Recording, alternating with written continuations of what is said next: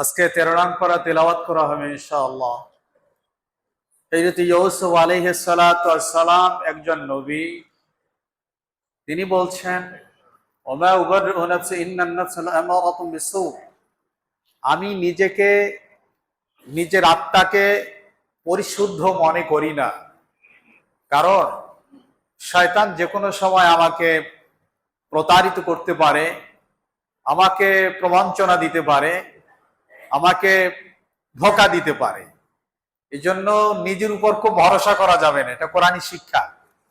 নবীদেরকে তো আল্লাহ তাআলা হেফাজত করেন, তারপরেও তিনি এই কথা বলেছেন। আল্লাহর কাছে এটা এত ভালো লেগেছে, আমাদের শিক্ষার জন্য আল্লাহ তাআলা কোরআন এটাকে কোট করেছেন আজকের একেবারে তেলাওয়াতের শুরুতে। এই জন্য নিজেকে সবসময় এবং নিজের প্রতি খুব বেশি আস্থা রাখার কোনো সুযোগ নেই, যে কোনো সময় আমরা বিভ্রান্ত হতে পারি। এই জন্য আল্লাহর সাহায্য কামনা করা উচিত। আল্লাহ সুবহানাহু ওয়া তাআলা বলেছেন, ইনিল হুকমু লিল্লাহ। আল্লাহর জমিনে কেবলমাত্র আল্লাহর রাজ চলবে, আল্লাহর বিধান চলবে, এটাই আল্লাহর পক্ষের সিদ্ধান্ত। মানব রচিত এবং মস্তিষ্ক প্রহসিত গঠনতন্ত্র বা সংবিধান মানুষের জীবনের কল্যাণ বয়ে আনতে কখনোই পারবে না। আল্লাহর উপর পূর্ণ আস্থা এবং ভরসা রাখতে হবে, তাওয়াক্কুল করতে হবে।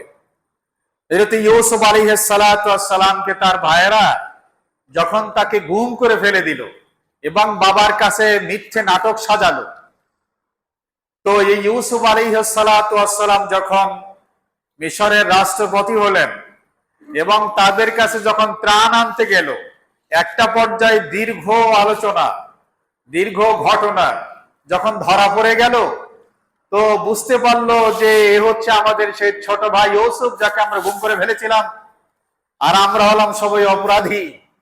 ইউসুফ আলাইহিস সালাতু ওয়াস সালামের কাছে সবাই ক্ষমা চেয়েছিলেন। ইউসুফ আলাইহিস সালাতু ওয়াস সালাম তিনি তার মহানুভবতা এবং তার দয়া দিয়ে তার ভাইদেরকে ক্ষমা করে দিয়েছিলেন। লা তাসরিবা আলাইকুমুল ইয়াউম, আমার কোনো আপত্তি নেই তোমাদের প্রতি, আমি ক্ষমা করে দিলাম। রাসূলুল্লাহ সাল্লাল্লাহু আলাইহি ওয়াসাল্লাম ঠিক এই কথাই 10ম হিজরতে মক্কা বিজয়ের সময়ও যখন তিনি মক্কা বিজয় করলেন, তখন সবাইকে আমভাবে সাধারণ ঘোষণা করে দিলেন ক্ষমা। কিন্তু 10 থেকে 16 জনের ব্যাপারে সাধারণ ক্ষমার আওতায় রাসূল আনলেন না, বরং শরীরে যদি ক্যান্সার হয়, ওটাকে যতক্ষণ পর্যন্ত শরীর থেকে বিচ্ছিন্ন করা না হয় অতক্ষণ পর্যন্ত কিন্তু মানুষটির শান্তি হয় না। এই জন্য সমাজের মধ্যে যারা ক্যান্সারের পর্যায়ে পৌঁছে যায় তাদেরকে সমাজ থেকে বিচ্ছিন্ন করে দিতে হয়।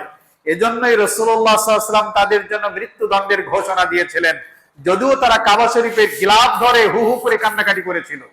নবী করিম সাল্লাল্লাহু আলাইহি ওয়াসাল্লাম বুঝালেন যে সব জায়গায় ক্ষমা করতে নাই, বাকি সবাইকে ক্ষমা করে দিয়েছিলেন। নবী আলাইহিস সালাতু ওয়াস সালাম এই দৃষ্টান্ত আমাদের জন্য, যে আমরাও মানুষকে যেন ক্ষমা করে দিতে পারি। ইউসুফ আলাইহিস সালাম যখন তার বাবা ইয়াকুব নবীকে কবরস্থ করলেন, তখন তিনি এসে আল্লাহর কাছে খুব কৃতজ্ঞতা প্রকাশ করলেন এই ব্যাপারে, রব্বি কদ আতাইতানি মিনাল মুলক, আয় মালিক আপনার শকর, আপনার কৃতজ্ঞতা, আপনি আমাকে রাজ্য ক্ষমতা দিয়েছেন, রাষ্ট্র ক্ষমতায় বসিয়েছেন, আমার ব্যক্তি কোনো যোগ্যতায় না। আপনি আমাকে জটিল কঠিন স্বপ্নের ব্যাখ্যা করার জ্ঞান দান করেছেন। আকাশ মণ্ডল এবং জামিন সমূহের একমাত্র স্রষ্টা আপনি, দুনিয়া এবং আখিরাতের একমাত্র মালিকার অভিভাবক আপনি। তাওয়াফানি মুসলিমান, আমাকে খাঁটি মুসলিম হিসাবে মৃত্যু দান করেন এবং আমাকে নেককারদের সঙ্গে আখিরাতে মিলিয়ে দেন। একজন নবীর দোয়া এরকম ছিল, আমাদের এরকম দোয়া হওয়া উচিত। এই জন্য প্রশাসনিক ক্ষমতা পাওয়ার পরে অহংকার এবং দম্ভ করার কোনো সুযোগ নাই, এটা আল্লাহর দান, ওখানে আল্লাহর কথাই স্বীকার করতে হবে। আল্লাহ সুবহানাহু ওয়া তাআলা বলেছেন, জেনে শুনে বুঝে আল্লাহর রাস্তায় আল্লাহর বান্দাদেরকে দাওয়াত দিতে হবে। আল্লাহ সুবহানাহু ওয়া তাআলা বলেছেন, তোমাদের ভাগ্যের পরিবর্তন ঘটানোর জন্য তোমাদেরকে সক্রিয় হতে হবে, সচেষ্ট হতে হবে। তোমাদের ভাগ্যের পরিবর্তন অন্য কোনো ভাবে সম্ভব নয়। আল্লাহ সুবহানাহু ওয়া তাআলা বলেন, সমাজের মধ্যে উঁচু নিচু, ধনী এবং গরিবের যে অবস্থাটা দেখা যায়, এটা তোমাদের জন্য পরীক্ষা। আমি কাউকে ধনী বানাই, কাউকে গরিব বানাই। আল্লাহ সুবহানাহু ওয়া তাআলা বলেছেন, আত্মার প্রশান্তি চাও, অন্তরের তৃপ্তি চাও, তাহলে আল্লাহর জিকির করতে থাকো। সুবহানাল্লাহ, আলহামদুলিল্লাহ, আল্লাহু আকবার, ওয়ালা ইলাহা ইল্লাল্লাহ। কোরআন তেলাওয়াত করো, দরুদ শরীফ পড়ো, ইস্তিগফার করো, তওবা করো। আল্লাহ তাআলা তোমাদের আত্মাকে শান্তি দিয়ে পুষ্ট করে দিবেন। জিকির তিন ধরনের, একটা হলো জিক্রে কলবি, সুবহানাল্লাহ, জিক্রে লিসানি, জিক্রে কলবি, অন্তরের ভেতরে বাম বক্ষের দুধের নিচে যে কলব আছে, এর মধ্যে সারাক্ষণ আল্লাহ আল্লাহ আল্লাহ, আল্লাহর স্মরণ রাখা, আর মুখ দিয়ে এর কথাগুলোকে উচ্চারণ করা, আর হাত দিয়ে, পা দিয়ে, চিন্তা চেতনা দিয়ে, দর্শন দিয়ে, এই যে কাজগুলো আমরা করি, জিক্রে আমালি, কর্মগত জিকির। আল্লাহ তাআলা সব জিকির করার তৌফিক আমাদেরকে দান করেন। কিয়ামতের ময়দানে শয়তান যখন দৃশ্যমান হবে, তখন শয়তানের অনুসারীরা, নাফরমানেরা সবাই গিয়ে হামলে পড়বে শয়তানের উপরে, বলবে, বেটা তোর জন্য আজকে আমাদের জাহান্নামের ফয়সালা হলো, আজকে আমাদেরকে জাহান্নামের আগুন থেকে বাঁচা। তো শয়তান বলবে, একটু দাঁড়াও, আমি একটা ভাষণ দিচ্ছি। শয়তান চমৎকার একটা ভাষণ দেবে, সূরা ইব্রাহিমের মধ্যে এসেছে। আল্লাহ সুবহানাহু ওয়া তাআলা বলেছেন, ওয়াকালা শাইতানু লাম্মা কুদিয়া আল-আমরু ইন্নাল্লাহু ওয়া'দাকুম ওয়া'দাল হক ওয়া ওয়া'adtukum ফাআখলাফতুকুম। আল্লাহ তাআলা বলেন যে শয়তান সেদিন কি বক্তব্যটা দেবে, যে ভাই, আমি যে তোমাদেরকে মিথ্যা ওয়াদা দিয়েছিলাম, এগুলো সব ছিল প্রতারণা, ধোঁকা, এগুলো কিচ্ছুই না।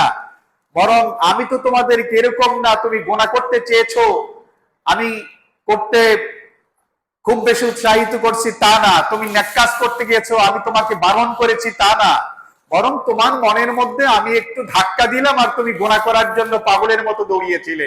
সুতরাং আজকে আমাকে গালিগালাজ করে লাভ নাই, তোমাদেরও যেই দশা, আমি শয়তান, আমারও সেই দশা, এক জায়গায় জাহান্নামে থাকতে হবে। আল্লাহ আমাদেরকে শয়তানের প্রতারণা থেকে হেফাজত করেন। আল্লাহ সুবহানাহু ওয়া তাআলা বলেছেন, কিয়ামতের ময়দানে ইসলামের আদর্শচ্যুত নেতা যারা থাকবেন, এদেরকে যখন ভক্ত, অনুরাগী, অনুসারীরা দেখবেন, তখন বলবে, নেতাজি আপনার কথায় আমি অপকর্মটি করেছিলাম, এখানে এই অপকর্ম করলাম, ওখানে ওই অপকর্ম করলাম, আজকে বাঁচান জাহান্নামের আগুন থেকে। কিন্তু নেতাও সেদিন রক্ষা নাই, কর্মীরও সেদিন রক্ষা নাই। এই জন্য কার পেছনে ঘুরবো এটা বুঝতে হবে। যার ভেতরে ইসলাম নাই, দিন নাই, আল্লাহ নাই, রসুল নাই, কোরআন নাই, হাদিস নাই, এমন কোন মানুষের পেছনে কোন মানুষ দৌড়াতে পারে না, বিশেষ করে কোন মুসলমানের সময় অবদায় হতে পারে না। আল্লাহ সুবহানাহু ওয়া তাআলা বলেছেন, দ্বীন ইসলাম প্রতিষ্ঠার জন্য তোমাকে যদি জুলম, অত্যাচার করা হয়, আল্লাহর জন্য সেটাকে ধৈর্য ধরো, আল্লাহর উপর তাওয়াক্কুল করো।